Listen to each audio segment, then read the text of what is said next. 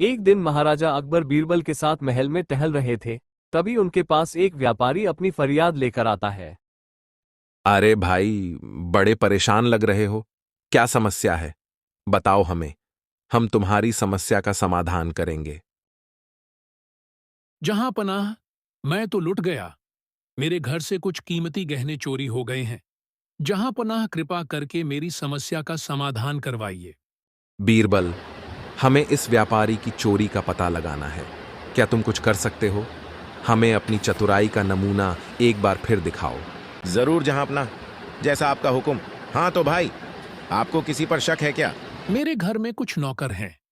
मुझे लगता है इनमें से ही कोई चोर है, पर मैं उसको तलाशने में असमर्थ रहा। ठीक है, मैं कल तुम्हारे घर आऊंगा। तुम सारे नौकरों को एकत्रित कर देना। मैं इस चोरी का पता लगाने की पूरी कोशिश करूंगा। ठीक है हुजूर, मैं कल सारे नौकरों को एकत्रित हो आपके सामने पेश होने को बोल दूंगा।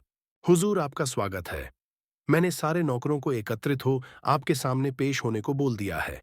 वो सब अभी आपके सामने आ जाएंगे। ठीक है, मैं अभी उन सबको ये लकड़ियां दूंगा। उन्हें कल ये लकड़ियां मुझे वापस करनी होगी। ऐसा कीजिए, आप उन सबको राजमहल ही ले आइए। ये जो मैंने तुम्हें एक एक लकड़ी दी है, इसे आज अपने पास रखना। कल सुबह इसे मुझे लाकर देना। जो भी चोर होगा, उसकी लकड़ी रात भर में 1 इंच बढ़ जाएगी और चोर पकड़ा जाएगा। ठीक है? ठीक है हुजूर। ठीक है हुजूर। ठीक है हुजूर। मैं कल ये लकड़ियां लेने तुम्हारे मालिक के घर आऊंगा, वहीं से इन्हें ले लूंगा। फिर तुम सबको राज दरबार में पेश होना होगा। वहीं चोर का खुलासा होगा। अगले दिन तीनों नौकर अपनी अपनी लकड़ी लेकर बीरबल का इंतजार कर रहे होते हैं। थोड़ी देर में बीरबल वहां पहुंचता है। रामू, श्यामू और सुरेश, तुम सब मुझे अपनी अपनी लकड़ी दे दो और थोड़ी देर में राज दरबार पहुंचो। वहीं पर महाराज के सामने चोर का खुलासा होगा और महाराज उसे दंड देंगे। ठीक है हुजूर। ठीक है हुजूर। ठीक है हुजूर। अब मैं राजमहल जा रहा हूं। तुम सब भी अपने सेठ जी के साथ राज दरबार में पहुंचो। महाराज, मैंने सेठ जी के गहनों के चोर की तलाश कर ली है। मैंने पता लगा लिया है कि चोरी किसने की है। बहुत बढ़िया बीरबल। तो फिर जल्दी बताओ कि वे गहने किसने चुराए। जहां पनाह, उन गहनों की चोरी सेठ जी के नौकर सुरेश ने ही की थी। हम ये जानना चाहते हैं कि तुम्हें कैसे पता चला कि सुरेश ही वो चोर है जिसने सेठ जी के घर से गहने चुराए हैं। जहां पनाह, मैंने इन तीनों नौकरों रामू, श्यामू और सुरेश को एक एक बराबर नाप की लकड़ी की छड़ दी थी और उन्हें उस लकड़ी को अगले दिन लौटाने को कहा था। मैंने साथ में यह भी कहा था कि जो चोर होगा, उसकी लकड़ी रात भर में 1 इंच बढ़ जाएगी। अगले दिन मैंने वो लकड़ियां इनसे वापस ले लीं। तो उन लकड़ियों से चोर का पता कैसे चला? जरा खुलकर बताओ। महाराज, अगले दिन जब मैंने लकड़ियों को नाप कर देखा तो उनमें से एक लकड़ी 1 इंच छोटी हो गई थी और वो लकड़ी सुरेश की थी।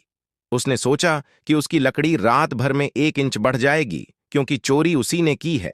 इस डर से उसने अपनी लकड़ी को 1 इंच काट कर छोटी कर दिया ताकि वो पकड़ा ना जाए।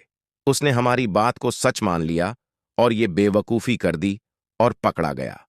वो कहते हैं ना, चोर की दाढ़ी में तिनका। तो सुरेश, तुम अपने मालिक के गहने तुरंत वापस करो और तुम्हें इस चोरी के घिनौने कृत्य के लिए 2 साल सख्त कारावास की सजा सुनाई जाती है। जहां पनाह, मुझे क्षमा कीजिए। मैं अपनी इस गलती के लिए बहुत शर्मिंदा हूं। मैं अभी सेठ जी को उनके गहने लौटा देता हूं। बीरबल, तुम्हारी चतुराई का जवाब नहीं। तुमने अपनी बुद्धिमता से चोर को पकड़वा कर एक बार फिर साबित कर दिया कि तुम हमारे दरबार की शान हो और हमारे पूरे राज्य में तुमसे अधिक चतुर कोई नहीं। जहां अपना, जर्रा नवाजी के लिए शुक्रिया। ये तो मेरी खुशकिस्मती है कि आपने मुझे इस काबिल समझा। आपका बहुत बहुत धन्यवाद। और इस तरह चोर पकड़ा गया और एक बार फिर बीरबल ने अपनी चतुराई का सिक्का जमा दिया।